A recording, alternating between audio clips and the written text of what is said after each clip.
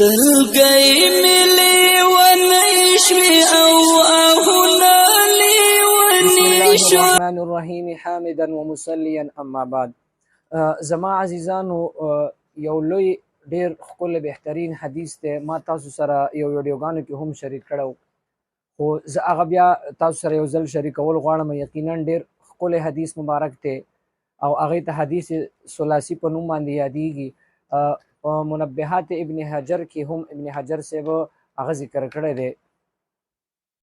نو ما وغوښتل زما خو په خپله ډېر زیات خوښ شو، نو ما ویل زه تاسو سره هم شریک کړم.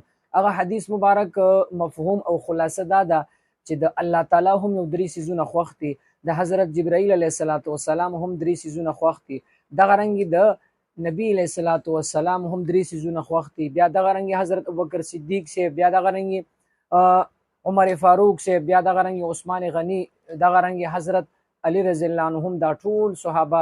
بیا دې پسې چې کوم دی زموږ د امام ابو حنیفه صاحب هم هغه خپله رایه پیش کړې ده، دغه رنګې امام شافعي صاحب هم هغه خپله رایه پیش کړې ده. نو زه غواړم تاسو سره چې د دې دا وړه وړه حصه زه تاسو سره شریکه کړم. نو په نن ویډیو کې به انشاءالله زه تاسو سره دا شریکوم چې د الله تعالی هغه درې څیزونه کم خوښ دي. نو د الله تعالی درې څیزونه ډېر زیات خوښ دي. په هغه حدیث مبارک کې الله تعالی هغه د هغې اظهار فرمایلی دی. نو الله تعالی فرمایي چې زما کوم درې څیزونه خوښ دي، په هغې کې اولنی دا دی بذل الاستطاعت، یعنی د خپل طاقت مطابق چې کوم دی د فی سبیل الله انفاق کول، یعنی د الله تعالی په لار کې مال خرج کول. یقینا محترم چاله چې الله تعالی مال ورکړی وي، نو دا ډېر لوی دولت او لوی نعمت دی چې د الله تعالی په لار باندې ولګي، ځکه د الله تعالی مال چې د الله تعالی په لار ولګي نو دا حق ادا کو. نو دا د الله تعالی ډېر خوښ دی چې د الله تعالی مال د الله تعالی په لار کې ولګي.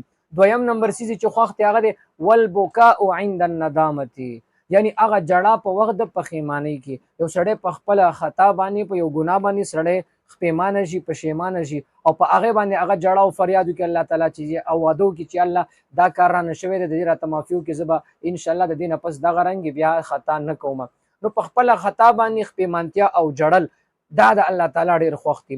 دریم نمبر چې کوم دی والصبر عند الفاقة، او د غریبۍ فقیرۍ په وخت کې چې کوم دی په هغې باندې صبر کول، چې تعالی الله تعالی څه درکړي دي، څه رزق یې درکړی دی، څه دولت یې درکړی، په هغې باندې صبر کول. یعنی د فاقې په وخت کې چې کله په یو سړي باندې ډېر زیات هغه حالات خراب شي، مالي هم دغه رنګې هر قسمه یو سړي باندې ډېره غریبي راشي، لوږه تنده راشي، په هغې کې صبر وکړي، او نو دا د الله تعالی ډېر دغه انسان خوښ وي.